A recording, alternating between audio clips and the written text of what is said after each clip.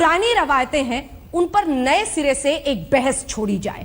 हमारे साथ स्टूडियो में इस वक्त खास मेहमान इरफान खान मौजूद हैं, जिन्होंने मुख्य किरदार इस पूरी फिल्म में निभाया है। और बहुत दिलचस्प है कि बॉलीवुड में इरफान खान जैसा एक सितारा जो अपने आप में एक बॉडी ऑफ एक्टिंग के लिए अब जाना जाता है। मतलब फिल्म में हीरोइन नहीं चाहिए आपको फिल्म में आइटम सॉन्ग नहीं चाहिए, अगर थीम है, लोगों से कनेक्ट है, तो वो फिल्म लोग पसंद करते हैं। इसी बीच दो और खास मेहमान हमारे साथ जुड़ रहे हैं। तस्लीम रहमान इमाम साहब जो कि मुस्लिम स्कॉलर हैं, और इमाम उमर अहमद इलियासी साहब जो कि ऑल इंडिया इमाम फेडरेशन के चीफ हैं।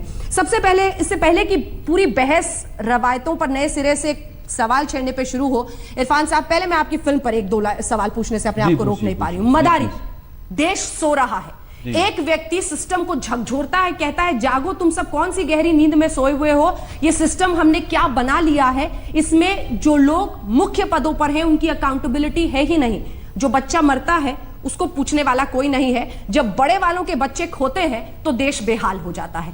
ये फिल्म और उसका स्टेटमेंट क्या वाकई लोगों के अंदर जहन तक पहुंच रहा है? इरफान साहब, ये कहानी एक जो अभिव्यक्ति होती है किसी भी एक्सपीरियंस की, और मैंने एक इंसिडेंट सुना था कि ऐसा इंसिडेंट हुआ था, एंड देन मैं उस इंसिडेंट को मैं झाड़ नहीं पाया अपने सिस्टम से, और वो रहा मेरे साथ लगा रहा। तो मुझे लगा कि इसको कहानी का शेप देके क्यों ना मैं एड्रेस करूं कि क्या हमें रिलुक करना चाहिए सिस्टम को, क्या हमें अपग्रेड करना चाहिए सिस्टम को। सिस्टम जब तक अपग्रेड नहीं होता तब तक वो लोगों को सर्व करने के लिए नहीं होता। वो अपग्रेड अगर नहीं होता है तो वो उन लोगों को सर्व करता है जो सिस्टम को चला रहे हैं। ठीक है। तो इसीलिए लोगों की जिम्मेदारी सिर्फ अपने राइट्स मांगने की नहीं है, लोगों की जिम्मेदारी अपनी जिम्मेदारी समझना भी है कि हमारी जिम्मेदारी क्या है। हमारी जिम्मेदारी अवेयरनेस है, हमारी जिम्मेदारी वेल इन्फॉर्म्ड होना है, ताकि हम सही सवाल पूछ सकें। तो ये मेरी कोशिश थी। मेरी कोशिश ये भी थी इस फिल्म में कि मैं रिवेंज को रिडिफाइन करूं। लेकिन कई लोगों का दिमाग आपकी बातों से गर्म इस बात पर हो जाता है कि आपकी ये कोशिश होती है कि अगर कुछ है तो उस पर नए सिरे से बहस और सवाल क्यों नहीं छेड़ा जा सकता है। जैसे कि कुर्बानी को लेकर आपने कहा कि उसका सही मकसद समझना जरूरी है। जी जी जी, सबको तकलीफ हो गई। आई थिंक वो क्योंकि इंफॉर्मेशन पूरी तरह से पहुंची नहीं थी। हाँ। कई बार इसलिए मुझे उस इंसिडेंट के बाद मुझे एक चीज़ बहुत गहरे से समझ में आई, और वो मेरे लिए शायद वो इंसिडेंट इसीलिए हुआ कि मुझे ये समझाना था ऊपर वाले को कि बहुत बड़ी ज़रूरत है इस वक्त एक ऐसे प्लेटफॉर्म की, न्यूट्रल प्लेटफॉर्म की, जहां के डिस्कशन हो सके, जहां डिस्कशन एक्सप्लोरेशन के लिए हो, जहां डिस्कशन इसलिए ना हो कि मैं अपना पॉइंट प्रूव करके अपने आप को सही साबित करूं। इस तरह का प्लेटफॉर्म हमें चाहिए। तंजीम साहब, क्या आप इस डिस्कशन के लिए तैयार हैं? अगर इरफान ये सवाल पूछना चाहते हैं कि क्या उसका सही मकसद पूरा हो पा रहा है कुर्बानी का, तो आप खुले दिमाग से इस बहस के लिए तैयार हैं? तस्लीम साहब, देखिए, एक बात समझ लीजिए कि सबके जहन खुले हैं, खाली इरफान साहब का जहन खुला नहीं है, बल्कि इरफान साहब के लिए ज़रूरी है कि वो अपना जहन ज़्यादा खोलें, और शायद वो अपना जहन खोलने के लिए एक नए प्लेटफॉर्म की तलाश कर रहे हैं। जहाँ तक मकासिद का ताल्लुक़ है, कुर्बानी के मकासिद सब जानते हैं, इरफान साहब पहली बार नहीं बता रहे हैं किसी को। दूसरी बात यह है कि इरफान साहब को ये समझना चाहिए कि रिवायत और इबादत, इन दोनों में फ़र्क है। रस्म और इबादत दोनों में फ़र्क है। नमाज, रोज़ा, हज, ज़कात इबादतें हैं, और इबादतें तय कर दी जाती हैं कि ये इबादत इस तरीके से ऐसे ही करनी है। उसमें इंट्रोस्पेक्शन की ज़रूरत नहीं होती, उसमें उसका मकसद समझाए जाने की ज़रूरत होती है जो समझाया जा रहा है। इंट्रोस्पेक्शन के फील्ड्स दूसरे हैं जहां इंट्रोस्पेक्शन किया जाना चाहिए। मसलन एक बात अभी आई थी तलाक का इशू, वहाँ इंट्रोस्पेक्शन की ज़रूरत है, वहाँ कम्युनिटी को, उसके लीडर्स को, उसके उलमा को इंट्रोस्पेक्शन यकीनन करना चाहिए। लेकिन नमाज पढ़े या ना पढ़े, कुर्बानी करें या ना करें, और कैसे करें, कहाँ करें, किसी इंट्रोस्पेक्शन की जरूरत नहीं है। दूसरे, मैं इरफान साहब से पूछना चाहता हूँ, मैं इरफान साहब से पूछना चाहता हूँ कि जो कलमे का मतलब है उस पे इन्होंने कोई इंट्रोस्पेक्शन किया है? इरफान साहब, अगर आप सीधा जवाब देना चाहें। बहुत देर से सुनी है इनके फिल्म का प्रमोशन, 5 मिनट बैठ के इनके फिल्म का प्रमोशन सुना है हमने खामोशी के साथ। हाँ, नहीं वो ठीक है तस्लीम साहब, लेकिन कहाँ पे तस्लीम साहब, मैं इसीलिए फिल्म के वक्त आना नहीं चाहता था इस बात को करने के लिए कि ये फिल्म का प्रमोशन लगे आपको। फिल्म हो चुकी इसलिए मैं आया हूँ। हाँ। तो बट आए हैं आप तो आए हैं, आप रुक जाते हैं। आप नहीं, रुक मेरा जाते, मेरा मेरा आप मेरा इंतजार क्योंकि कर लेते अगर आप ऐसा चाहते थे तो। मेरा वादा था इनसे कि मैं फिल्म हो जाएगी तब मैं आऊंगा, और ये वादा मैंने 2 लोगों से किया था, इसलिए मैं 2 लोगों से वादा निभा और रहा इसलिए हूं। फिल्म के पहले बस। नहीं आए, उसके बाद आए हैं, ठीक है। और मैं ये जानना चाहता हूं, आप जो कह रहे हैं कि हाँ ये हमें ये बताया जा रहा है कि इसके पीछे क्या मकसद है, कौन बता रहा है वो? जो रवायतें हैं और जो इबादत कौन है, नहीं बता रहा? नहीं, कौन बता रहा है? आपने रादर जिस अंदाज से आपको बताना चाहिए था, आपने अधूरी इंफॉर्मेशन के साथ बताने की नहीं, कोशिश मैंने की है। अधूरी इंफॉर्मेशन आपको नहीं दी खुद थी। पूरी इंफॉर्मेशन नहीं थी, इसलिए मैंने आपसे सवाल किया कि आप रस्म और इबादत के बीच फर्क कीजिए। वो तो मैं कर रहा हूं, वही तो मैं करवाना चाह रहा हूं, रस्म वही एक तो मैं अलग कहना चीज चाह है। रहा हूं आपको। इंट्रोस्पेक्शन इबादत नहीं होता, वो हुक्म है। वही तो मैं कहना चाह रहा हूं आपसे कि जब एक इबादत होती है, इबादत के पीछे भी बहुत गहरा मतलब होता है, आपकी रूह को चमकाना। और अगर इबादत अगर बगैर शिद्दत उस से, मकसद बगैर, को सब जानते हैं। कौन नमाज जानते के बारे में कहा जाता है योगा है, रोजे के बारे में कहा जाता है कि वो अपने नफ्स के साथ मुकाबला करने का एक तरीका है। यही सब तमाम मस्जिदों में तमाम उलमा ये सिखाते हैं, हर वक्त सिखाते हैं, तो कई हर बार वक्त बताते हैं। कई बार जो मुझे है मालूम उसका नहीं कि आपका राब्ता कम्युनिटी से कितना है, आपका मस्जिदों में जाना आना कितना है। जी हाँ, मेरा है। मेरे और भी जगह पे है, मैं दूसरी रिलीजियस प्लेसेस भी जाता हूँ। यकीनन होगा जी। तो वो जब तक कि आप आपकी रूह, इसीलिए अगर कंफ्यूजन है आपको। किसी भी कंफ्यूजन पार्ट है इवोल्यूशन का। जी, कंफ्यूजन होना चाहिए। कंफ्यूजन होता है तब जाके आगे और किसी नतीजे पे पहुंचते हैं। इस्लाम कंफ्यूजन नहीं छोड़ता है। नहीं, इस्लाम कंफ्यूजन नहीं छोड़ता। मैं अथॉरिटी नहीं हूं यही इस्लाम ब्यूटी पे। है इस्लाम की कि इस्लाम कंफ्यूजन नहीं छोड़ता। नहीं, अगर मैं- आपने इस्लाम को समझ लिया होता तो आपको भी कंफ्यूजन नहीं होता। मुझे कोई इस्लाम- कंफ्यूजन नहीं है इस्लाम पे। इस्लाम को समझने के लिए कई उम्र लग जाएंगी।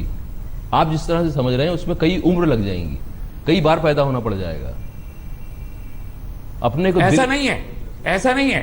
इस्लाम address to the intrinsic nature, इंसान की जो जबली फितरत है उसी को एड्रेस करता है, इसलिए कोई उम्र नहीं लगेगी। दिल खुला होना चाहिए, जहन खुला होना चाहिए और अनबायस्ड होना चाहिए, उतना काफी है। इलियासी साहब, ये जो आपने आखिरी की 2 लाइनें कही हैं ना, अगर इस खुले दिल से आप बहस करते तो ये ना कहते कि अलग अलग जगहों के, अलग अलग धर्मों के पूजा स्थल पर जाने से कंफ्यूजन होता है। कोई भी धर्म संकीर्ण नहीं हो सकता, ना सिखा सकता है संकीर्णता। मैं इलियासी साहब आपको अब इस बहस में शामिल करना चाहती हूं। क्या नए सिरे से कोई व्यक्ति धर्म की रवायतों पर सवाल खड़ा करे तो उसे कहा जाएगा कि तुम कंफ्यूज्ड हो, तुमको आता नहीं है, तुम समझे ही नहीं, या फिर सुना जाएगा? मैं साबित कर सकता हूं, उनको नहीं मालूम। मैं इनसे सिर्फ कलमे का मतलब पूछता हूं कि मुझे इलाहा का मतलब बता दे खाली। अरे एक सेकंड रेहानी साहब, आप एक क्विज कॉन्टेस्ट आप अलग से कर लीजिएगा। रहमानी साहब, ऐसा है कि अब ज्यादा क्लास अगर आप इनकी ले लोगे, अरे ज्यादा क्लास इनकी अगर आप ले लोगे तो इनको दिक्कत आएगी। बस आपने कितना बोल दिया वो काफी है, अभी इनको ज्यादा क्लास नहीं चाहिए।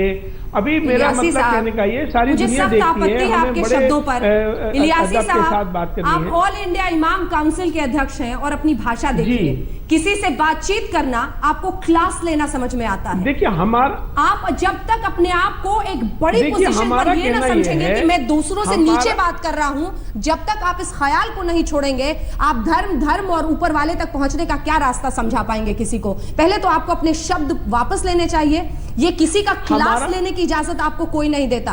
आप भी इंसान हैं, हम भी हैं, ये भी हैं, बात बराबरी की हो साहब। हम किसी के खिलाफ हम ना हम देखिए अंजना जी हम किसी के खिलाफ नहीं है, और ना देखिए हम ना किसी के। इलियासी साहब अपने शब्द वापस दीजिए। अंजना, हमको ये बात कहने में कतई ऐतराज नहीं है। अंजना, आपको समझना होगा हमारी बात को कि हमने किस कॉन्टेक्स्ट में ये बात कही है। हमारा कहना ये है अंजना कि हमें सबका आदर सम्मान करना है, और मर्यादा को रखते हुए बात को करना चाहिए। हाँ, क्लास मत लेने बैठिए किसी का, बात कीजिए साहब, बात करने के लिए बैठे। मेरा इनकी ताल्लुक में देखिए, मेरी अंजना बहन, मेरी बात आप सुनिए तो सही। आप भी नाराज हो जाएंगी तो कैसे चलेगा डिबेट? ये जो धर्म की बात है, अब धर्म में तो क्लास लेनी पड़ती है ना। क्लास का मतलब डंडा नहीं है। अभी रहमानी साहब उनको डंडा नहीं मार रहे थे। आपकी बात पे नहीं, इरफान साहब कुछ कहना चाह रहे हैं। एक सेकंड सर, आपको रोक रही हूं। इलियासी जी एक सेकंड एक काउंटर पॉइंट इनका सुन लेते हैं फिर। इलियासी साहब, जी, रहमानी जी, जी, मैं जो आप मतलब मुझसे पूछना चाह रहे हैं मैं जरूर बताता, लेकिन मैं यहाँ एज ए रिलीजियस लीडर या एज एन अथॉरिटी ऑन किसी भी रिलीजन का मैं नहीं बोल रहा हूँ, इसलिए मैं अपना मतलब उसका आपको नहीं बताऊंगा। लेकिन आप समझ रहे आपने हैं मेरी बात? इबादतों पर एतराज किया है। आपने कहा है कि इबादतों का इंट्रोस्पेक्शन होना चाहिए, यही ऑब्जेक्टिव मतलब है। आप अगर इबादतों को ना कह के रिवायतों को कहते आप तो आपकी बात आप समझ मेरी जाती। आप मेरी बात को इतना कैसे तोड़, मेरी बात को यही अभी सामने के सामने लोग देख रहे हैं इसको, सामने के सामने आप मेरी बात को इतना तोड़ मरोड़ कैसे सकते हैं? मुझे हैरत है इस बात पे कि मेरी बात को अभी के अभी आपने इतना तोड़ मरोड़ दिया कि मैं इबादत पे क्वेश्चन मार्क लगा रहा हूँ। आप कौन सी तब्दीली की बात कर रहे हैं? इन्फॉर्मेशन नहीं, इसलिए हैरत हो रही है। अगर आप इस्लाम के बारे में खुद को जानना, एक सवाल कर दूं, खुद को जानना क्या है तो आप खुद को सलाम का जानना क्या जवाब नहीं गुनाह दे है? सकते। खुद को जानना क्या गुनाह है इबादत के जरिए? इलियासी साहब जवाब और दीजिए। इस्लाम को खुद को जानना अपने आप को, देखिए बात खुद ऐसी है को खान साहब, पहली बात तो यह है कि आपको ये समझ लेना चाहिए कि अभी सीखना चाहिए। अगर आपके अंदर कोई कमी है और अभी आपको इस्लाम के बारे में नहीं मालूमात है तो आपको नहीं बोलना चाहिए, और अगर आप बोलते हैं तो फिर आपको उसका पूरा उसका मतलब मालूम होना चाहिए। कुर्बानी के मैं कह रहा हूं मैं किस तरह बात मालूम है और आपने किस तरह से पूरी दुनिया के सामने इसको इस तरह से एक मजाक बना दिया कि आपकी गलती नहीं और आप अपनी गलती को नहीं मानते हो। आपको मानना चाहिए कि भाई ठीक है मेरी गलती है ये। उसको आप मजाक बना रहे हैं क्योंकि आप मेरी बात को बहुत सतही तौर से ले रहे हैं और उसको तोड़ मरोड़ रहे हैं।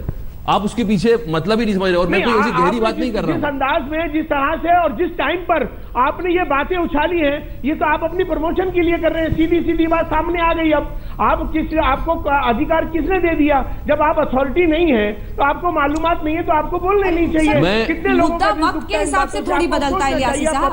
पब्लिकली आदमी है। मैं अपना जाति पॉइंट ऑफ व्यू नहीं रख सकता अपने बारे में। कुरान के अंदर मैं आपको बता दूं, कुरान और हदीस सुनिए मेरी बात, और कोई 1450 साल पहले जो हुआ था, जो आज है और रहेगा, इसमें कोई तब्दीली नहीं आ सकती है। और तब्दीली लाने वाले कौन है? जिनको इस्लाम का ज्ञान नहीं है, वही लोग जो कंफ्यूज हैं वही तो कहेंगे कि हमें रिफॉर्म चाहिए, क्योंकि वो कंफ्यूज है।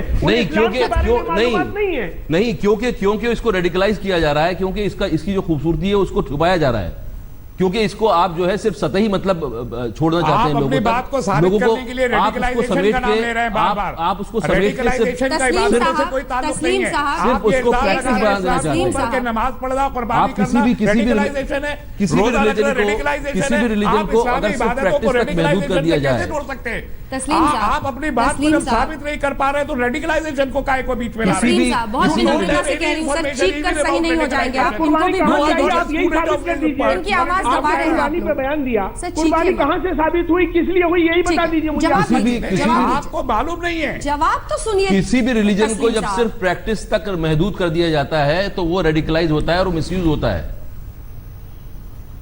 सिर्फ प्रैक्टिस नहीं है, उसके पीछे बड़े मतलब हैं। क्या आपका मानना है? आप कह रहे हैं नमाज पढ़ने से रेडिकलाइजेशन आ रहा है। साहब बात पूरी होने दीजिए। मुसलमानों को ये बता रहे हैं कि नमाज पढ़ने से रेडिकलाइजेशन हो रहा है, कुर्बानी करने से रेडिकलाइजेशन हो रहा है।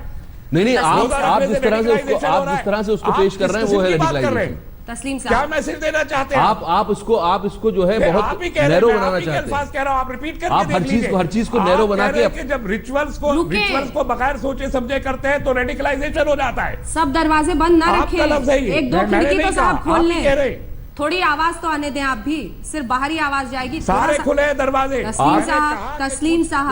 तस्लीम साहब आप उनकी आवाज इतनी दबा दे रहे हैं कि वो बोल तक नहीं पा रहे हैं। उनको अपना पक्ष तो रखने दीजिए, आप फिर आप काउंटर पॉइंट कीजिएगा। हर एक बात पे कहते हो कि तू क्या है, थोड़ा सा रुकिए साहब, सुनने की भी बात रखिए। ऐसी बहस को निजी आरोपों में उलझाने से कहीं भी पहुंचेंगे नहीं हम। बहरहाल ये बहस जारी रहेगी और कोशिश यही कि मुद्दे पर हम सब सीमित रहें और नए सवालों को नए सिरे से उठाइए। इरफान साहब मैं चाहती हूँ जो सवाल उन्होंने खड़े किए हैं उस पर आपका जवाब।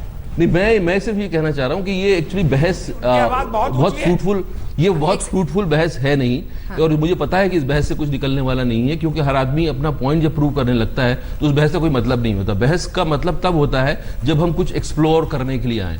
वो अगर मुझ पर इल्जाम लगाना चाहते हैं तो उसमें बहस का कुछ मकसद निकलेगा नहीं और इससे ना कोई हल निकलेगा, ना इससे कोई अच्छी बात बाहर आएगी।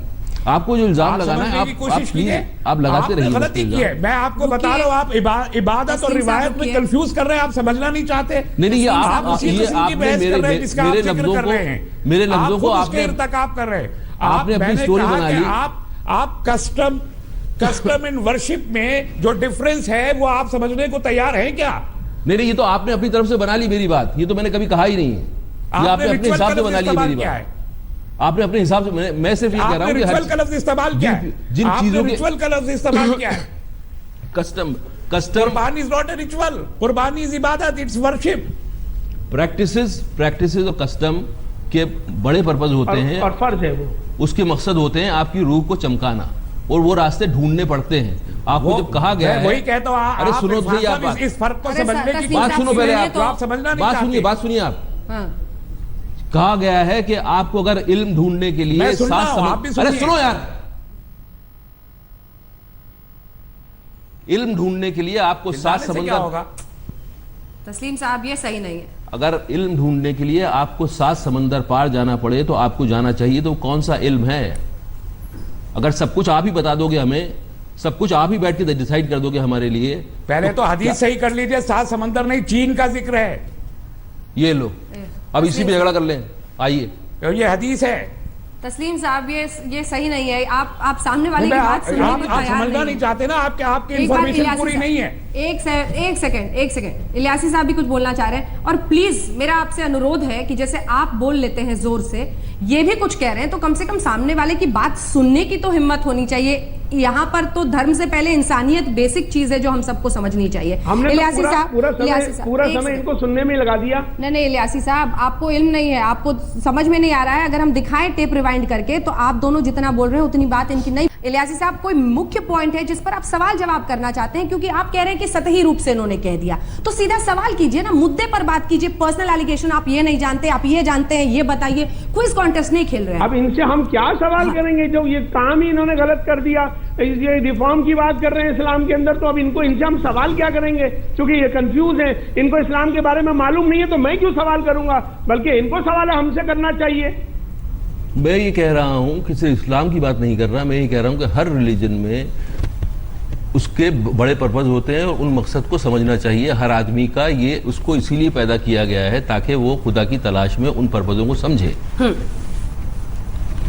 अपने अंदर के भगवान को जाने, अपने अंदर के इंसान को जाने। इसीलिए रिलीजन आता है ताकि लोग लिबरेट हो सकें, लोग अपने हवस से, अपने कॉन्शियस माइंड से लिबरेट हो सके, उसका डीपर मकसद समझ सके। और ये सिर्फ इस्लाम की बात नहीं है, हर रिलीजन की बात है। ये मैं कहना चाह रहा हूँ। इसमें क्या दिक्कत है आपको? इसमें क्या दिक्कत है इलियासी साहब? आपने इस्लाम के मिसालें दी हैं, इस्लाम के बारे में मिसालें दी हैं। क्या आप ये इलियासी समझते हैं कि इस्लाम ने वो मकसद हल नहीं किया कि इंसान अपने आप को समझ सके? नहीं, लेकिन हर इंसान हर के बाद- धर्म में, हिंदू धर्म में क्या भी इस्लाम अगर मैं ऐड एट करूं, फॉल्ट एक है सेकंड। कि वो समझा नहीं पका, लिबरेट नहीं कर सका? अरे साहब, इसमें हर धर्म में है। सती जैसी प्रथा के लिए रिफॉर्म किया गया हिंदू धर्म में। जिस तरह से आज कई मंदिरों में लड़कियों को जाने नहीं दिया जाता, उस पर नए सिरे से बहस हो रही है। इसका मतलब ये नहीं है कि कोई कह दे कि हिंदू धर्म ने पहले ही सब कुछ बता दिया है, इस पर कोई बहस नहीं हो सकती, दरवाजा बंद कीजिए। जो ये कह रहे हैं अपने अंदर, आप हिंदुइज्म को क्यों कोट कर रही हैं? That is not a religion, there is a lot of difference between it is. हमारे सती कभी भी नहीं रही है, तो अब उसको उस किस्म की मिसालें क्यों दी जाए? हर धर्म की अपनी कुछ परेशानियां होती हैं जिस पर कोई तो सिरे से बोलेगा, कोई तो सवाल मैंने करेगा। कहा कि इस्लाम मजहब नहीं है, इस्लाम मजहब नहीं है। इरफान साहब को ये बात समझनी चाहिए कि इस्लाम दीन है। दीन और मजहब में बड़ा फर्क है। दीन उसे कहते हैं जो इंसान की बिल्कुल बुनियादी फितरत होती है, उसे दीन कहते हैं। मजहब होता है एक चलने का एक रास्ता। दोनों अरबी जबान के लफ्ज हैं, दोनों में फर्क है। जब तक इरफान साहब इस्लाम को मजहब समझते रहेंगे, कंफ्यूज रहेंगे। जिस दिन उसको दीन समझ लेंगे, अल्लाह का भेजा हुआ, उस वक्त उनको इंट्रोस्पेक्शन के एरियाज कौन से हैं ये उनको मालूम हो जाएगा। नहीं तो वही आप, का नहीं तो आप कुर्बानी और नमाज नहीं है, तो आप उसी में बात कर जायदाद लीजिए। पे हिस्सा कैसे दे, तलाक कैसे दे, उस पर है इंट्रोस्पेक्शन। हाँ तो उसी पे कर लीजिए जवाब सुनो। इंट्रोस्पेक्शन। हाँ, उसी पे कर लीजिए इंट्रोस्पेक्शन। उस पर इंट्रोस्पेक्शन के लिए कितने लोग तैयार हैं? रैडिकलाइजेशन का सवाल अगर ये उठाते हैं इलियासी साहब, तो इतना इस पर गुस्साने की क्या जरूरत? जो रेलिवेंट अरे तस्लीम साहब, अथॉरिटीज है वो कर रही हैं। तस्लीम साहब, तस्लीम साहब, वो तस्लीम उनको रहमानी अधूरी साहब। इंफॉर्मेशन के साथ बात करके कंफ्यूज कर रहे हैं दुनिया भर के मुसलमानों को। तस्लीम रहमानी साहब, जब मैं आपसे आपका नाम लेकर सवाल पूछूं सर तभी बोले, प्लीज हर एक को पार्टिसिपेट करने दे बहस में। इलियासी साहब, अगर नए सिरे से सवाल उठाने की बात है तो सब दरवाजे बंद क्यों गुस्सा आता है आपको? देखिए, पहली बात तो यह है कि सामने सवाल करने वाला कौन है और क्या सवाल कर रहा है। अब उसका सवाल बेतुका हो, अब उसका कि ये कैसे हो सकता है? अभी जहां तक बात अभी सामने आ रही थी कि तलाक का मामला था, तलाक के मामले में पूरा उसके ऊपर लंबी बहसें लगातार हो चुकी हैं और उसमें बता चुके हैं, सारा खुलासा हो चुका है कि औरतों के पूरे हुकूक हैं, औरत को भी अधिकार खुला का है। यहाँ जितना इस्लाम के अंदर जितना औरतों के हुकूक है, जितना औरतों को इंसाफ दिया गया वो कहीं पर भी नहीं है। यहाँ पर पूरा उनको बराबरी का, उनके हक दिए गए हैं, चाहे प्रॉपर्टी हो, चाहे किसी भी मामले में हो। मगर क्या होता है कि जो सवाल करने वाले होते हैं, जो लोग कहने वाले होते हैं या कोर्ट जाने वाले होते हैं, वो खुद कंफ्यूज होते हैं, उनको मालूम कुछ होता नहीं है। अब वो शरीयत को कहते हैं कि जिसमें तब्दीली लाइए। अब चूंकि तब्दीली कैसे हो सकती है, चूंकि उनको खुद पता ही नहीं है तब्दीली चाहते कहां पर है। इस पर आप जवाब देना चाहेंगे इरफान साहब? नहीं, ठीक बोल रहे हो, क्या बोलूंगा मैं? मतलब जब हाँ में हाँ मिला दे तब इरफान साहब, क्या हाँ में हाँ मिलाना ही एक सोल्यूशन है? नहीं, मुझे लगता है कि एक ऐसा प्लेटफॉर्म चाहिए जहां के डिस्कशन जो है वो एक्सप्लोरेशन के लिए। लेकिन इरफान साहब, धर्म इमाम काउंसिल के वो अध्यक्ष हैं। अल्टीमेटली ऐसे ही लोग हैं जो धर्म का प्रचार प्रसार करते हैं, उसका मतलब समझाते हैं और आगे ले जाते हैं। कुर्बानी पर तो हिंदू धर्म में भी कई सारे सवाल खड़े हुए हैं। कई मंदिर है, रजरप्पा जैसे मंदिर जहां पर बलि चढ़ाई जाती है, उस पर बहस हुई कि क्या यही तरीका हो सकता है भगवान तक पहुंचने का, अपने अंदर के भगवान को समझने का? उस पर अलग तरह की राय आई। जब हक की बात करते हैं तो आपको तकलीफ होने लगती है, ये दिक्कत है। अब देखिए इलियासी साहब, अभी तक तो आपको यही नाकाबिले सवाल दिख रहे थे कि ये सवाल नहीं पूछ सकते, अब मैं भी सवाल पूछने के लिए काबिल आपको नहीं दिख रही। थोड़ा सा क्या हम ऐसा पॉइंट ऑफ व्यू नहीं ढूंढ सकते जिससे हार्मनी क्रिएट हो? भाई साहब, मैं आपसे पूछ रहा हूँ, क्या हम इस तरह से बहस नहीं कर सकते जिससे कि जावेद अख्तर साहब ने बना रखा है प्लेटफॉर्म। हार्मनी पीस का मतलब जावेद अख्तर कहां से आ गए? जावेद अख्तर कहां से आ गए? नहीं, आपको प्लेटफॉर्म की तलाश है ना। प्लेटफॉर्म मुस्लिम पर्सनल लॉ बोर्ड भी है। मैं नहीं कह रहा, मुझे अपने लिए नहीं चाहिए, तलाश करने की कोशिश कीजिए। आपको अगर अपना कोई प्लेटफॉर्म बना के और कुछ अवार्ड्स चाहिए तो वो बात अलग है। मुझे नहीं चाहिए प्लेटफॉर्म होना चाहिए ताकि सोसाइटी में एक हेल्दी डिस्कशन हो सके किसी भी मुद्दे पर। तस्लीम साहब, हो रहे हैं, आपकी इत्तला में नहीं है इसलिए कि आपका कम्युनिटी से राब्ता नहीं है। आप बेसिकली ये कहना चाह रहे हैं कि मैं जो है के मसले पे पूरी कम्युनिटी में बहस चल रही है। आप ये कहना चाह रहे हैं कि आपको कितनी कॉन्फ्रेंसेस सेमिनार हो चुके हैं? आप ये कहना चाह रहे हैं कि ये जो राइट है, अटेंड किया है, ये जो राइट है बोलने का, ये आपको इसका झंडा दे दिया जाए और आप इस पे बहस कर सकते हैं। मेरा जैसा आदमी आके इस बारे में कुछ बोलना नहीं चाहिए, आप ये कहना चाह रहे हैं? आप किसी तरह से ये मुझ पे अपना पॉइंट ऑफ व्यू ये थोपना चाह रहे हैं कि आप जो है वहां बैठे रहिए चुपचाप। देने से पहले इन्वॉल्व होना चाहिए। नहीं, आप पहले मुझे आपसे आके शागिर्दी जो है हम चुपचाप बैठे नहीं है। कम्युनिटी के लिए काम हम ही लोग करते हैं। अरे मैं कम्युनिटी, आप लीजिए कम्युनिटी का जिम्मा, आप लीजिए कम्युनिटी का जिम्मा। मैं अपनी बात कर रहा हूँ, मैं अपनी जाती बात कर रहा हूँ, मैं अपनी जाती बात कर रहा हूँ। फिर आप इस किस्म के बयानात मत दीजिए, आपका रवैया यही है कि आप जो है चुप बैठिए, बाकी हमें करने दीजिए। आइए कम्युनिटी में, आप भी कीजिए। ये कम्युनिटी में नहीं है, मैं हिंदुस्तान में कम्युनिटी में नहीं हूँ। आइए, आप आके कम्युनिटी में इन्वॉल्व होइए उसके अफेयर्स में। मैं क्या मुसलमान मोहल्ले में रहूंगा तभी कम्युनिटी में आऊंगा? मैं दावत चाहिए रहे सब चाहिए रहे। मैं दावत देता हूँ आपको, आप आइए वो कॉन्फ्रेंसेस अटेंड कीजिए जहां रेट्रोस्पेक्शन हो रहा है। नहीं, इनके सवाल का जवाब दीजिए। तस्लीम साहब भागिए मत। दावत देता हूँ आपको, भागिए मत सर। आप तभी मानेंगे मैं कम्युनिटी में आऊंगा जब मैं मुसलमान मोहल्ले में आके रहूंगा तभी कम्युनिटी में हूँ क्या? मैं हिंदुस्तान में रह रहा हूँ तो मैं कम्युनिटी में नहीं हूँ क्या? नहीं, कोई जरूरी नहीं है, लेकिन मैंने ये पूछा कि आपने ये जरूरी नहीं है। क्या कह रहे हैं आप? एक सेकंड सेमिनार कम्युनिटी में हो रहे हैं, आपने अटेंड किया है? कोई आपने इंटरेक्ट किया है किसी से? तस्लीम साहब, इरफान साहब, मुझे लगता है ये सवाल आपको फिर से उनसे पूछना चाहिए। क्या आप ये कह रहे हैं तस्लीम साहब कि वही मुसलमान होगा जो मुस्लिम कॉलोनी में रहे, जो वहां की तमाम कम्युनिटी में जाए और सेमिनार अटेंड करे, वही सवाल खड़े कर सकता है। ये कैसी बेतुकी बात है सर? इनकी बात का जवाब दीजिए। देखिए, कम्युनिटी पर अगर आप बात कर रहे हैं तो कम्युनिटी से आपका कनेक्टिविटी होना बहुत जरूरी है। अगर आप कनेक्ट नहीं है किसी भी कम्युनिटी से और उस कम्युनिटी से अलग रह के बाहर आपके दायरे में खड़े होकर बात करते हैं तो आप रेलिवेंट नहीं हो पाएंगे, आपसे गलती का इम्कान रहेगा। आप कह रहे हैं कि कम्युनिटी इंट्रोस्पेक्शन नहीं कर रहे, आपके गलत कहने से कुछ नहीं होता। आप कह रहे हैं कंट्री इंट्रोस्पेक्शन नहीं कर रही, कम्युनिटी पूरे तौर पर इंट्रोस्पेक्शन कर रही है। बहस हो रही है, 3 या 4 ग्रुप है अलग अलग जो बहस कर रहे हैं तलाक के मुद्दे पे, जायदाद के मुद्दे पे, औरतों के राइट के मुद्दे पे खूब बहस हो रही है मुल्क में। यूनिफॉर्म सिविल कोड को लेकर लोग बहस में इन्वॉल्व हुए हैं। आपको अगर उसकी इत्तला नहीं है, आपको खबर नहीं है, आपको इन्वॉल्वमेंट नहीं है, तो इसमें आपका कसूर है, कम्युनिटी का कसूर नहीं है। अब थोड़ा सा सुने तस्लीम साहब प्लीज, आपसे अनुरोध हो रही हो सुने। हो रही है तो अच्छी बात है ना, उसमें इतना बुरा मानने की क्या बात है? हो रही है तो आपको बोलना चाहिए कि हाँ हो रही है, उसमें इतना बुरा मानने की क्या बात है कि आपने कैसे बोल दिया? बुरा आप मान रहे हैं इसलिए कि आपकी इन्फॉर्मेशन पूरी नहीं है। नहीं, आपकी इन्फॉर्मेशन पूरी नहीं तो आप मुझे आपको बुरा लग रहा है, मुझे बुरा नहीं लग रहा। मुझे बुरा ये लग रहा है कि आपका इन्वॉल्वमेंट इल्जाम आप लगा रहे हैं, मैं लगा रहा हूं। इल्जाम आप लगा रहे हैं, मैं लगा रहा हूं। हमारे साथ मिलके नहीं चल रहे। आप आइए, हमको समझाइए, हमसे समझिए। आपके साथ मिलके चलने का तरीका क्या है? कैसे मिलूं आपसे? गले मिलिए।